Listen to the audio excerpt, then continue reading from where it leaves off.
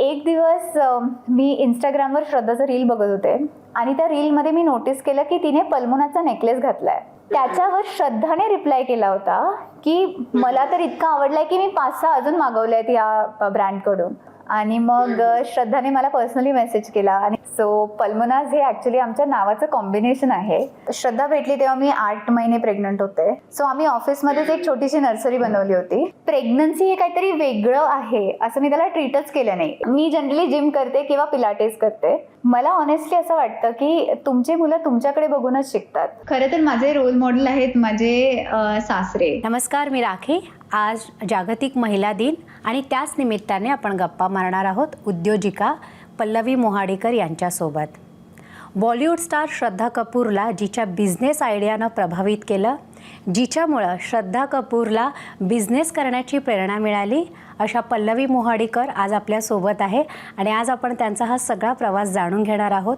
पल्लवी, खूप खूप स्वागत आहे तुमचं ABP माझामध्ये आणि सगळ्यात आधी महिला दिनाच्या खूप खूप शुभेच्छा. थँक्यू. सगळ्या महिलांना माझ्यातर्फे खूप खूप खूप शुभेच्छा जागतिक महिला दिनाच्या. खरं तर ज्या बिझनेस आयडियानं श्रद्धा कपूरला बिझनेस करण्याची प्रेरणा दिली, तर ती बिझनेस आयडिया तुम्हाला कशी सुचली? आणि श्रद्धासोबत काही तुमचं नातं वगैरे तर नाही आहे ना?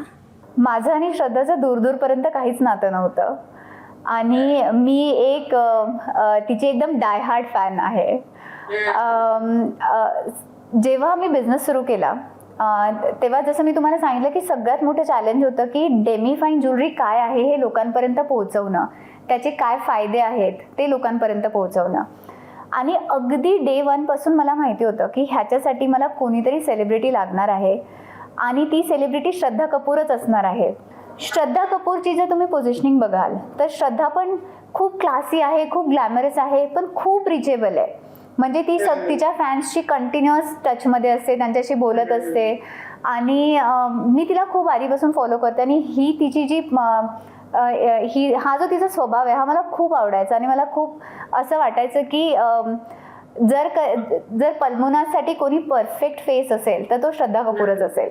सो हे माझं मॅनिफेस्टेशन होतं. आणि एक दिवस मी इंस्टाग्रामवर श्रद्धाचं रील बघत होते आणि त्या रीलमध्ये मी नोटीस केलं की तिने पल्मोनाचा नेकलेस घातलाय.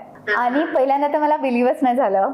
मग मी कॉमेंट्स वाचायला सुरुवात केली आणि मी असं होप करत होते की कोणीतरी कॉमेंट केली असेल की बाबा नेकलेस किती सुंदर आहे किंवा कुठून घेतला आहे. आणि मला एका फॅनची कॉमेंट सापडली, त्याच्यात तिने लिहिलेलं की नेकलेस किती सुंदर आहे तुझा. त्याच्यावर श्रद्धाने रिप्लाय केला होता की मला तर इतका आवडलाय की मी 5-6 अजून मागवले आहेत या ब्रँडकडून, पण तिने आम्हाला टॅग नाही केलं किंवा मेन्शन पण नाही केलं. मग मी तिच्या प्रोफाईलवर नंतर डिटेलमध्ये बघितलं तर तिने बऱ्याचदा पल्मोनाचे प्रॉडक्ट्स आधी पण घातले होते आणि ते आमच्या लक्षातच आलं नव्हतं. मग आणि हे जेव्हा चालू होतं तेव्हा मी 7 महिने प्रेग्नंट होते. मग आम्ही काय केलं, ते सगळं कॉन्टेंट सगळा गोळा केला तिने घातलेला आणि त्याचं एक रील बनवलं आणि मग ते रील व्हायरल झालं. आणि मग आम्ही तिच्या सगळ्या फॅन पेजेसला पण ते रील पाठवलं. मग त्या सगळ्यांनी ते रील तिला फॉरवर्ड केलं आणि मग श्रद्धाने मला पर्सनली मेसेज केला आणि मला सांगितलं की तिला पल्मोनाजचे प्रॉडक्ट्स खूप आवडतात आणि ती 6 महिन्यापासून पल्मोनाज करून ॲक्च्युली विकत घेत होती.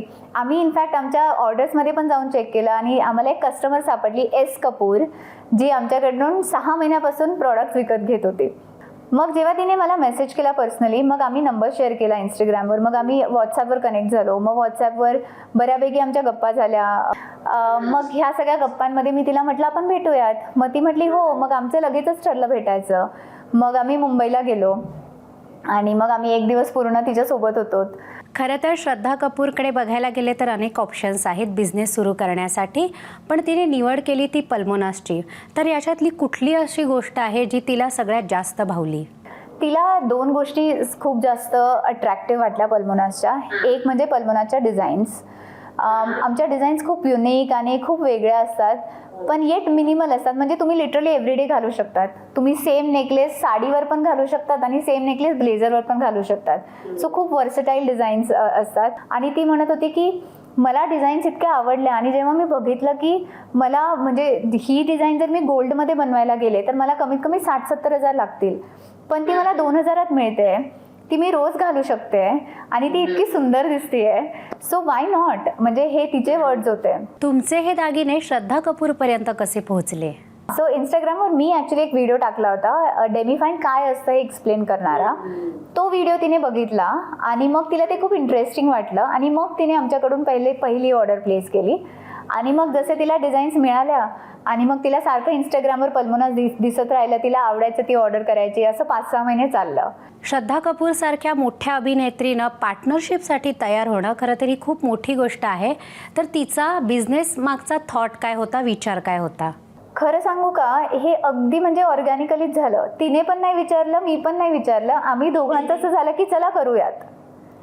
आणि हे अगदी कॉन्व्हर्सेशनल होतं. म्हणजे माझ्या पण डोक्यात असं काही मी ठरवून नव्हते गेले किंवा तीही काही ठरवून आली नव्हती, पण जो एक दिवसाचा प्रवास होता ना, तो इतका म्हणजे असा अनफोल्ड होत गेला ऑर्गॅनिकली. आणि मग एंड ऑफ द डे आम्ही म्हटलं की श्रद्धा, आपण दोघे जर हे सोबत केलो ना तर म्हणजे इंडियातला सगळ्यात मोठा ज्वेलरी ब्रँड बनू शकतो, इतकं ह्याच्यात पोटेन्शियल आहे. आणि आम्ही म्हटलं why not, let's do it. पल्मोनाज, खरं तर हे नाव खूप हटके आहे, तर त्याचा अर्थ नेमका काय आहे? त्याच्या मागची गोष्ट खूपच साधी आणि सुंदर आहे. सो पल्मोनाज हे ॲक्च्युली आमच्या नावाचं कॉम्बिनेशन आहे, पल्लवी, अमोल आणि अनाया. सो अनाया ही आमची 4 वर्षाची मुलगी आहे. सो जेव्हा मी पल्मोनाजची सुरुवात केली होती तेव्हा अनाया अगदी 7-8 महिन्याची होती. सो हे आमच्या नावाचं कॉम्बिनेशन केलं तर पल्मोनाज बनतं. सो पल्मोनाज हे ॲक्च्युली माझं दुसरं स्टार्टअप आहे. पल्मोनाजच्या आधी मी एक साडी ब्रँड बिल्ड केला आहे, त्याचं नाव आहे कारागिरी. सो 2021मध्ये जेव्हा आम्ही आमचा साडीचा ब्रँड विकला, त्याच्यानंतर ॲज अन ऑन्टरप्रिन्युअर आमचं ते लगेच क्लॉक सुरू झालं की आता पुढे काय करायचं. सो डिसेंबरमध्ये माझी एक मैत्रीण US वरून इंडियात आली आणि ती माझ्यासाठी एक पेंडंट गिफ्ट घेऊन आली. ते होतं एका इंटरनॅशनल डेमिफाईन ज्वेलरी ब्रँडचं. तिने ते मला प्रेझेंट दिलं आणि ते बघितल्यावर मला ते इतकं सुंदर दिसत होतं, म्हणजे ते गोल्डसारखंच दिसत होतं. तर मी तिला असंच विचारलं की इतकं एक्सपेन्सिव्ह गिफ्ट का आणलंस? तर ती म्हटली, अगं एक्सपेन्सिव्ह नाही आहे, हे डेमिफाईन ज्वेलरी आहे. सो पहिल्यांदा मी तेव्हा तो डेमिफाईन हा वर्ड ऐकला. मग मी तिला म्हटलं, अगं मी गोल्ड सोडून दुसरं काही घालू शकत नाही, कारण मला एकतर रॅशेस येतात आणि मला दुसरं आवडत पण नाही घालायला. तर ती म्हटली, अगं तू बिंदास घाल, हे हायपो ॲलर्जेनिक आहे, तुझ्या स्किनशी रिॲक्ट करणार नाही आणि तू वापरून बघ. मग मी 10-15 दिवस ते वापरलं रोज आणि ते ॲक्च्युली माझ्या स्किनशी रिॲक्ट नाही केलं आणि माझ्यासाठी ती खूप मोठी गोष्ट होती. सो मग मला वाटलं की मला तर खूप सारे आता ज्वेलरी असे पाहिजेत डेमिफाईनचे. मग मी सर्च केलं की मी इंडियात कुठे डेमिफाईन ज्वेलरी घेऊ शकते किंवा कोणते ब्रँड्स आहेत. आणि मला रिअलाईज झालं की इंडियामध्ये डेमिफाईन ज्वेलरी ही कॉन्सेप्टच अवेलेबल नव्हती. म्हणजे इमिटेशन ज्वेलरी तुम्हाला लिटरली 100-200 रुपयात मिळते, वर्सेस जर तुम्ही 2 ग्रॅमची ज्वेलरी घ्यायला गेलात तर त्याच्यात डायमंड्स वगैरे घालून 50-60 हजारच्या खाली तुम्हाला ती ज्वेलरी मिळत नाही, बरोबर. तर ह्या दोघांच्या मधला जो गॅप आहे, तिथे एक्झॅक्टली आम्ही हा ब्रँड सुरू केला आहे डेमिफाईन ज्वेलरीमध्ये. लग्न हा आयुष्यातला एक नवा प्रवास असतो आणि त्याच क्षणी तुम्ही तुमच्या स्टार्टअपला सुरुवात केली आणि अर्थात हे तुमच्या कुटुंबियांशिवाय शक्य नव्हतं. तर हे पर्सनल आणि प्रोफेशनल लाईफ तुम्ही कसं बॅलन्स केलं? जे काही आम्ही बिल्ड करू शकलो ह्याचं खरंच श्रेय म्हणजे माझ्या एकतर अमोलला जातंच, पण अमोलसोबतच माझ्या फॅमिलीला, अमोलच्या फॅमिलीला पण जातं. कारण जेव्हा आम्ही बिझनेसेस बिल्ड करतो तेव्हा ते आमच्या पर्सनल लाईफ, आम्हाला 2 मुलं आहेत. म्हणजे एक माझी मुलगी आहे 4 वर्षाची अनाया आणि एक माझा मुलगा आहे 1 वर्षाचा अन्वय. त्या दोघांची ते काळजी घेतात. सो अमोलचे पप्पा आणि मम्मी दोघंही गायनेकोलॉजिस्ट आहेत. सो त्यांनी त्यांची प्रॅक्टिस बंद करून ते आमच्यासोबत येऊन राहतात आणि मुलांची काळजी घेतात. सो ते करतात म्हणून आम्ही आज हे करू शकतो. सो ॲक्च्युली हे श्रेय खरंच त्यांचंच आहे. त्यांनी माझं पॅशन आणि मी म्हणजे माझी जी चिकाटी होती ती पण त्यांनी खूप खूप जवळून बघितली आहे. सो त्याच्यातूनच त्यांचा इतका विश्वास बिल्ड झाला की जेव्हाही तो एक लो पॉईंट असतो आयुष्यात किंवा असे काय ऑन्टरप्रिन्युअरशिपमध्ये ना, काही दिवस असे असतात जेव्हा तुम्ही असं वाटतं की आज आपण चंद्रावर आहोत आणि काही दिवस असे वाटतात की तुम्ही सगळ्याच गोष्टींना क्वेश्चन करायला लागतात. ते जेव्हा दिवस असतात ना, तेव्हा ही सपोर्ट सिस्टम खूप कामात येते. आणि तेव्हा तेच सांगतात की इट्स ओके, दिस इज हा एक जस्ट अनदर डे, आणि उद्या एक नवीन दिवस आहे, उद्या काहीतरी नवीन चांगलं होईल. सो ही सपोर्ट सिस्टम माझी खूप स्ट्रॉंग आहे, आणि म्हणूनच आय थिंक आम्ही जे काही करू शकतोय हे सगळं त्यांच्यामुळेच करू शकतोय. श्रद्धा कपूरच्याच स्त्री या चित्रपटातली एक टॅगलाईन आहे, वो स्त्री है कुछ भी कर सकती है. आणि तुम्ही हे अगदी प्रत्यक्षात उतरवलं सुद्धा. खाजगी आयुष्यात बाळाला जन्म दिल्याच पल्मोनाज या तुमच्या ब्रँडला, या तुमच्या दुसऱ्या बाळाला मोठं करण्यासाठी, आणखी मोठं करण्यासाठी लगेचच तुम्ही कामाला सुरुवात केली. तर तो प्रवास नेमका कसा होता?